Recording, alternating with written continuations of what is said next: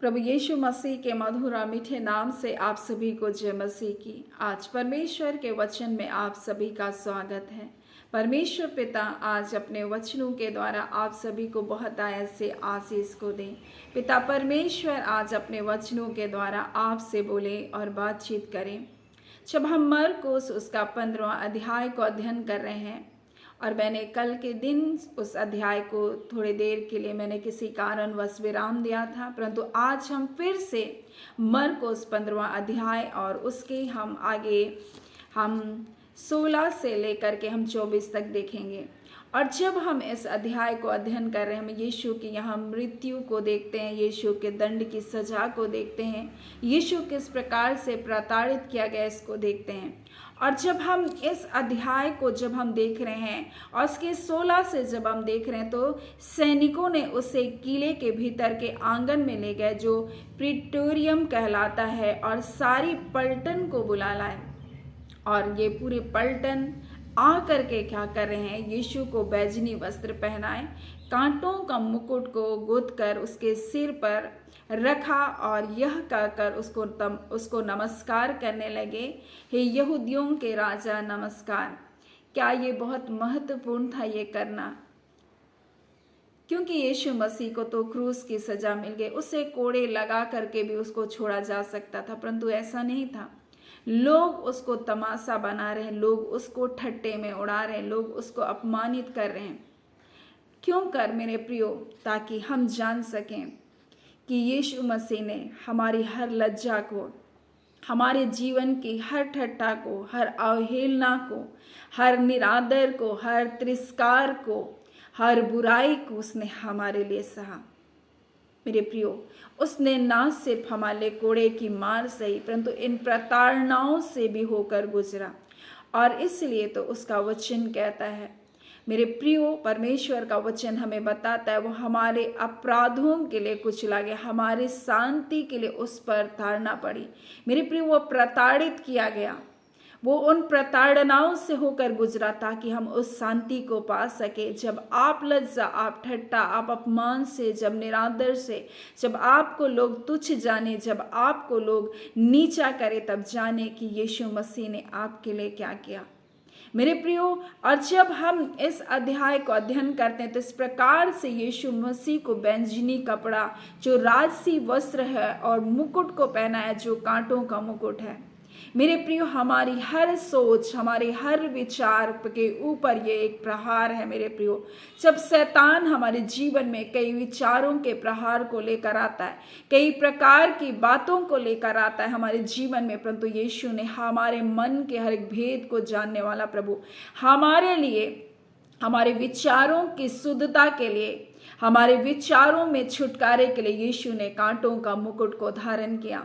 मेरे प्रियो, आज शत्रु हमारे जीवन में कई बार बाहरी द्वंद्व नहीं होता, लेकिन हमारे अंदर मानसिक द्वंद्व को लेकर आता। हमारे विचारों में शैतान कार्य करता है, हमारे सोचों में कार्य करता है, हमारे अंदर अपमान के शब्दों को घोल घोल कर वो क्या करता और बताता है और जहर बोलता और हमारे जीवन को निराश करता और हमें तोड़ता है। वो कैसे कार्य करता है? हमारे सोच में, हमारे विचारों में कार्य करता है। और यीशु मसीह इन प्रताड़नाओं से होकर के गुजरा हमारे लिए ताकि हम शांति को पाए। मेरे प्रियो, और यीशु मसीह को ठट्टे में उड़ाया गया। एक पूरे पलटन ने आ करके उसको तमाशा बनाया, उस पर थूका, उसको लज्जित किया, उसको सरकंडों से मारा। मेरे प्रियो, और जब सब कुछ ये कर चुके तब उसके उस बैजनी कपड़े को उतारा। मेरे प्रियो, वो जो राजाओं का राजा है उसको लोग राजा होने के लिए क्या कर रहे, ठट्टे में उड़ा रहे हैं। मेरे प्रियो, वो राजाओं का राजा, सब नामों से श्रेष्ठ नाम उसका नाम है। और आज परमेश्वर का वचन कहता है स्वर्ग में, पृथ्वी में और पृथ्वी के नीचे हर एक उसके नाम से घुटने टेकेंगे। परमेश्वर का वचन कहता है जिसको लोग उपहास में राजा बना रहे थे वो वाकई में राजाओं का राजा है। मेरे प्रियो, और उसने तीनों लोग के ऊपर जय को प्राप्त किया।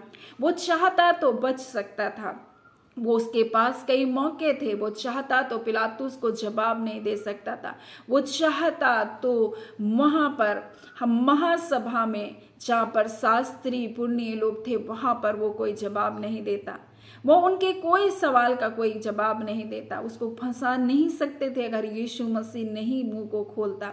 लेकिन हाँ, मैं परमेश्वर तुम्हें कह रहे हो, ऐसा करके उसने कहा। मेरे प्रियो, आज मैं आपको क्या बताना चाहती हूँ, यीशु मसीह एक बार पुकारता तो परमेश्वर अपने दूतों की पलटनों को वहाँ भेज देता। वो एक आदेश करता और वो उस जगह से निकल जाता। लेकिन उसने क्रूस की मृत्यु को चुना, ये उसका चुनाव था। उसने प्राण देने के लिए निर्णय खुद लिया था मेरे प्रियो। और जब हम आगे पढ़ते हैं तो हम एक व्यक्ति के बारे में पढ़ते हैं जो सिकंदर रुफुस का पिता शमौन कुरेनी है। और वो लिखा है, जो गांव से आ रहा था और उधर से निकला और उन्होंने उसे बेगार में पकड़ा और उसका क्रूस उठा ले चले। वे उसे गुलगुत्ता नाम स्थान, जिसके नाम का अर्थ खोपड़ी का स्थान, लाए। उसे मुर मिला हुआ दाखरस देने लगे और वह उसने नहीं पिया और उसे क्रूस पर चढ़ाया। मैं आपको बता दूं, जब इस व्यक्ति के बारे में मरकुस लिख रहा है और जब इस सुसमाचार को, जिसका लेखक मरकुस है, तो उसने उसके पिता के नाम से पहले उनके बच्चों का नाम लिखा, सिकंदर और रुफुस, क्योंकि ये पुस्तक रोमियों के लिए लिखी जा रही थी।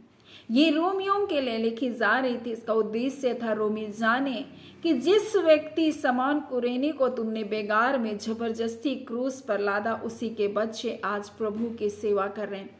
जिसको आप रोमियों की पत्री, पौलुस प्रेरित की पत्री रोमियों में आप रुफुस के बारे में, आप सिकंदर के बारे में पढ़ सकते, जो प्रभु के कार्य को कर रहे हैं। मेरे प्रियो, मैं आपको क्या बताऊं, उस समय शमौन कुरेनी क्या सोचा होगा जब उस पर क्रूस लादा गया। क्रूस कोई लज्जा, कोई बहुत मान सम्मान की बात नहीं थी, परंतु लज्जा की बात थी। क्रूस, इतना भारी क्रूस, यीशु का क्रूस को उसके ऊपर लाद दिया गया। उसको जबरदस्ती वो कार्य को कराया। और जब मैं शमौन कुरेनी के इस घटना को याद करती हूँ तो मुझको कुछ बातें अपने जीवन की भी याद आती है। और जब मेरा विवाह हुआ और तब उस समय मैंने जब इस अध्याय को अध्ययन किया तो मैं अपने जीवन के साथ इसको मैंने कनेक्ट करके इस बात को देखा। एक बार जब मेरे विवाह के समय में मैंने परमेश्वर से प्रार्थना किया, प्रभु मुझे आपके द्वारा चुना गया जीवन साथी चाहिए। और परमेश्वर ने मेरे लिए एक स्वप्न को दिखाया और उसमें उसका, मेरे पति का नाम को बताया गया और मुझे बिल्कुल स्पष्ट तरीके से बताया और मैं उसको भूल गई। परंतु जब वो लोग देखने आए, मेरे साथ जो घटना घटी उसके दूसरी ओर भी मेरे पति के साथ भी बिल्कुल ऐसी ही कुछ घटना घट रही। उसने भी अपने आप को उस घड़ी परमेश्वर को समर्पित किया और आते आते वो इस प्रकार से कहा कि मुझे तो देखने की भी जरूरत नहीं थी, परंतु परमेश्वर ने स्पष्ट कर दिया। और हमने आया, जैसे लोग पूछते तुम क्या नौकरी करते हो, तुम्हारा नाम क्या, हमने बिल्कुल भी ऐसा कोई भी परिचय हमारा नहीं हुआ। और जब सभी कोई चले गए, इतना तक कि विवाह के लिए हामी भी हो गए, लेकिन हमें एक दूसरे का नाम भी पता नहीं। और तब हमने, जब मेरे पक्ष में आया कि तुम क्या जवाब दे रहे, तो हमने पारिवारिक प्रार्थना में जब प्रार्थना करने के बाद जवाब देने के लिए मैंने कहा, प्रार्थना करते वक्त मुझको वो स्वप्न जो परमेश्वर ने नाम के साथ बताया मुझको याद आया। और तब हम लोग फ़ोन करके पूछे उसका नाम क्या है और तब मुझे पता चला जो बातें परमेश्वर ने मुझे कही वही बातें होनी। और ऐसे करके विवाह तो हो गया, परंतु उसके बाद कई बातें, कई समस्याएं हमारे जीवन में आई। और एक ऐसा समय आया मेरे जीवन में जब कर्ज लेने वाले मेरे घर के दरवाजे पर आए। और जब कर्ज लेने वाले मेरे घर के दरवाजे में आए और तब मैंने उनसे पूछा, मेरे पति ने कितना कर्ज लिया, उसने कहा 500 रुपया। और मैं बहुत हक्की बक्की रही, सिर्फ 500 रुपये के लिए इस व्यक्ति ने इतनी बड़ी बातें हमें सुनाई करके, क्योंकि हमने कभी वैसे स्थितियों का सामना नहीं किया था, हमने कभी उस चीज़ को नहीं देखा था अपने जीवन में, कर्ज क्या होता है इसका सामना नहीं किया। तब मैंने परमेश्वर से कहा, परमेश्वर क्या कसूर है कि मेरा यहाँ पर मेरा विवाह हुआ, क्यों आप मुझको यहाँ लेकर आए, मैंने तो आपकी इच्छा में सौंपा। परमेश्वर का जवाब मुझे मिला, मैंने क्या कसूर किया था, ये यीशु मसीह की मैंने तुम्हारे लिए अपनी जान को दिया। मेरे प्रियो, कई बार हमें परमेश्वर ऐसे रास्ते पर लेकर जाता है जहाँ हम कह सकते हैं प्रभु मैंने क्या कसूर किया, शमौन कुरेनी भी सोच रहा होगा, मैं तो अच्छा खासा फसह का पर्व मनाने आया, मैंने ऐसा क्या किया प्रभु कि मुझे ऐसे जो लज्जा का, जो ठट्टे का कारण है, इस क्रूस को मुझको उठाना पड़ा। उस समय उसको समझ नहीं आया शमौन कुरेनी को। उस समय वो जान भी नहीं पाया कि वो कर क्या रहा है। उस समय उस क्रूस के निकटता में आना, उस क्रूस को ढोना उसकी समझ से बाहर था। परंतु मैं आपको बता दूं, जो भी प्रभु के पास आता है, प्रभु के क्रूस के पास आता है, उसके निकटता में आता है, उस समय कुछ बातें ऐसी होगी जो आपको समझ नहीं आएगा कि हो क्या रहा है, ये समस्या चल क्यों रही है, तकलीफें हो क्यों रही है, ये हालात क्यों नहीं बदल रही है, ये बातें क्यों मेरे जीवन में आ रही, क्यों मुझको लज्जा का सामना करना पड़ रहा है, क्यों मुझको ठट्टे का सामना करना पड़ रहा है, क्यों मेरे लोग मेरे विरोध में चले गए। ऐसी बहुत सारी चीजें आपके जीवन में होगी। और मैं परमेश्वर के वचन से इस बात को बताती हूँ मेरे प्रिय, जब आप प्रभु के रास्ते में आएंगे, आपके लिए सब कुछ सरल नहीं होगा। प्रारंभ में सब कुछ वैसा नहीं होगा जैसा आप चाहेंगे। कई बार आपको भी शमौन कुरेनी के जैसा, जो तो आया था परमेश्वर की महिमा करने के लिए, जो तो आया था परमेश्वर के भवन में भेंट को चढ़ाने के लिए, लेकिन पकड़ा गया बेगारी में, पकड़ा गया क्रूस को उठाने के लिए, उसको गुलगत्ता के उस खोपड़ी के उस पहाड़ी पर, उस चोटी पर उसको ले जाया गया। मेरे प्रियो, उसको उस वक्त समझ नहीं आया, लेकिन जैसे ही हम पौलुस प्रेरित की पत्री रोमी में पढ़ते हैं, हम देखते हैं उसके दोनों बच्चे परमेश्वर के मार्ग में हैं और परमेश्वर की सेवा कर रहे हैं। मेरे प्रियो, क्रूस के निकटता में आना, प्रभु के प्रेम के पास आना, मेरे प्रियो, कई बार कई तरह की बातें आपके जीवन में लेकर आएगी, लेकिन मैं आपको बता दूं, ये ऐसा ही नहीं रहेगा।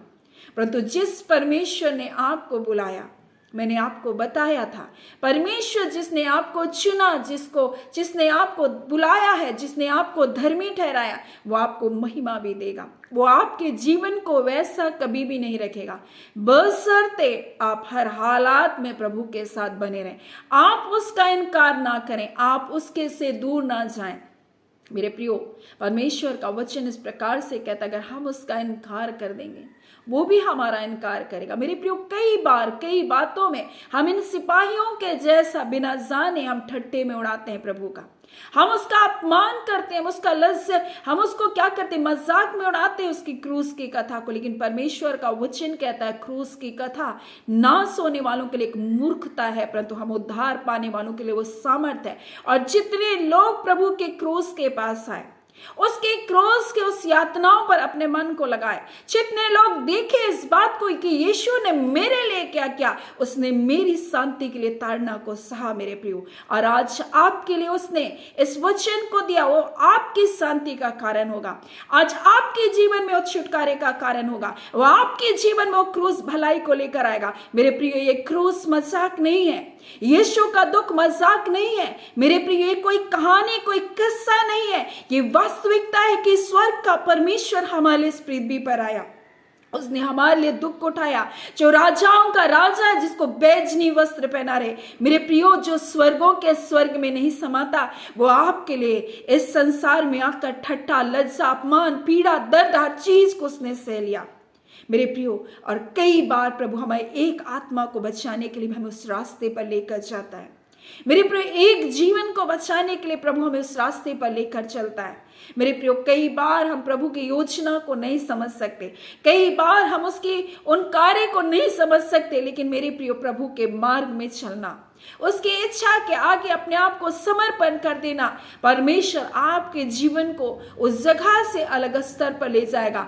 आप न सिर्फ अपने लिए, परंतु आप बहुतों के लिए आशीष का कारण बनोगे। परमेश्वर आपको सिर्फ आपके लिए आशीष नहीं देगा, परंतु परमेश्वर आपको इतनी आशीष देगा कि आप बहुतों के लिए आशीष का कारण बन जाएंगे, आप बहुतों के लिए जय का कारण बन जाएंगे। मेरे प्रियो, आप लोगों के जीवन में परमेश्वर के राज्य को बताने के लिए आपको परमेश्वर अपना संतान करके आपको चुन लेगा। मेरे प्रियो, मैं आज आपको बताना चाहती हूँ, परमेश्वर आपसे प्रेम करता है, और कई बार आपकी बुलाहट आपको समझ नहीं आएगी, आपके जीवन की कठिनाई में आपको समझ नहीं आएगा प्रभु आप क्या करें। मैंने भी परमेश्वर से कहा, प्रभु मेरे साथ ही ऐसा क्यों? मैंने आपकी इच्छा के अनुसार व्यवहार किया।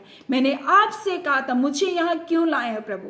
मुझे ये छोटे से रकम के लिए मुझे इतनी बड़ी बातों को सुनना पड़ा, मुझे ये अपमान से होकर के गुजरना पड़ा, मुझे ये दुख से होकर के गुजरना पड़ रहा है प्रभु, मुझको इन विपरीत हालातों से होकर गुजरना पड़ रहा है प्रभु। प्रभु यीशु ने कहा कि मेरा क्या कसूर था जो मैंने तुम्हारे लिए इस दुख को सहा? मेरे प्रियो, उसका कोई कसूर नहीं था। वो निर्दोष होकर हमें बचाने के लिए आया। उसी प्रकार से कई बार किसी के जीवन को बचाने के लिए, किसी को के जीवन के लिए, आपको भलाई का कारण बनने के लिए, किसी के जीवन के दर्द को समझने के लिए परमेश्वर आपको उस दर्द से लेकर जाता है, आपको उस बीमारियों से होकर लेकर जाता है, आपको उन तकलीफों से होकर लेकर जाता है। आप जब उस तकलीफ से नहीं होकर गुजरेंगे, आप दूसरों की तकलीफ कभी भी नहीं समझ सकते। जब आप कठिनाइयों से होकर नहीं गुजरेंगे, आप दूसरों की कठिनाई को नहीं समझ सकते। आप जब बेघर नहीं होंगे, आप दूसरे बेघरों का दर्द आप नहीं समझ सकते मेरे प्रियो। जब आप कर्ज से होकर नहीं गुजरे होंगे, तो आप दूसरों के कर्ज में पड़े हुए लोग जब आपको प्रार्थना निवेदन देंगे, आप नहीं समझ सकते। आपको परमेश्वर उस स्तर से लेकर बढ़ाता। परमेश्वर के लोगों के जीवन को देखिए, हर एक लोगों को परमेश्वर उस नीचे से ऊपर लेकर क्यों गया? क्योंकि परमेश्वर उनको सिखाता गया, उनको बताता गया। क्या यूसुफ को एक ही बार में वो लेकर के मिस्र का प्रधान नहीं बना सकता? क्या दाऊद को परमेश्वर चुन करके एक ही बार में परमेश्वर उसको इजराइल का राजा नहीं बना सकता था? मेरे प्रियो, क्या दानियल को परमेश्वर बंधुआई में जो परमेश्वर से इतनी प्रार्थना करता तो उसको बंधुआई में जाने देता? नहीं। परमेश्वर हर एक को विपरीत हालातों में लेकर जाता है ताकि आप लोगों के लिए आशीष और छुटकारे का कारण बन सके। आज परमेश्वर हमें रुफुस के जीवन, सिकंदर और रुफुस के जीवन से बताना चाहता है। उसका पिता जिस क्रूस को उठाया उस समय उसने सोचा ये क्यों है, लेकिन जब रुफुस और सिकंदर के जीवन को देखते हैं तो हम देखते हैं एक व्यक्ति जब प्रभु का दुख में शामिल हो जाता है मेरे प्रिय, उसके पूरे घराना उद्धार पाता है, उसका पूरे परिवार के लोग प्रभु के कार्य में लग जाते हैं। मेरे प्रियो, आज परमेश्वर अपने वचन के द्वारा में इन्हीं बातों को बताना चाहता है। आज वो बताना चाहता है कि वो हमारे लिए क्रूस पर चढ़ाया गया। और जब हम यीशु मसीह के जीवन को देखते हैं मेरे प्रियो, इतनी प्रताड़नाओं के बावजूद मेरे प्रियो, वो हमारे लिए आशीष का कारण है। इतने दुखों में होने के बाद भी उसने हमारे लिए क्षमा को दिया है। सो परमेश्वर पिता इन वचनों के द्वारा आप सभी के जीवन को बहुत ऐसे आशीष को दे। आमीन। आइए हम प्रार्थना करेंगे। धन्यवाद देते जीवते सच्चे सामर्थी पिता परमेश्वर, प्रभु यीशु के नाम से अबा हम आपके पास आते हैं। हम आपके शुक्रगुजार हैं पिता परमेश्वर, आपके उस अलौकिक प्रेम के लिए, हमारे प्रभु यीशु मसीह आपके उस प्रताड़नाओं के लिए प्रभु, क्योंकि प्रभु यीशु आप हमारे लिए प्रभु प्रताड़ित किए गए ताकि हम शांतिपूर्वक जीवन को जिए। आज जीवन के तमाम पर परमेश्वर हालातों और परिस्थितियों में प्रभु आपने अपनी शांति को दिया, वो शांति जो संसार नहीं दे सकती है प्रभु। इस संसार की शांति क्षणिक है प्रभु, परंतु आप वो शांति देते हैं परमेश्वर पिता। हाँ पिता परमेश्वर, जो हमारी समझ से परे है, आज खुदा यीशु मसीह के नाम से प्रभु जी हम आप जो शांति का राजकुमार है प्रभु, आपके उसी शांति की हम घोषणा करते हैं आपके लोगों के जीवन के लिए। क्योंकि यीशु मसीह प्रभु जी आपने उन दुख और प्रताड़नाओं में, उन लज्जा और अनादर में, उन ठट्टे में, उस अकेलेपन में, उस छोड़ दिए जाने में प्रभु जी आपने प्रभु जी अपने लोगों को परमेश्वर अपनी शांति को दे रहे प्रभु। आपका धन्यवाद। आज कई लोग सोच रहे मैं अकेली हूं, मैं अकेला हूं, मेरा कोई नहीं है प्रभु जी। आज कई लोग सोच रहे मेरे रास्ते उथल पुथल है, उलझे हुए, मुझको कुछ समझ नहीं आ रहा। कुछ लोग कह रहे मैं अकेला हूं, मुझको कुछ समझ नहीं आ रहा। कुछ लोग सोच रहे मैं क्या करूं, परंतु प्रभु जी आज पिता परमेश्वर अपने वचन के द्वारा अपने लोगों से आपने बोला और बातचीत किया।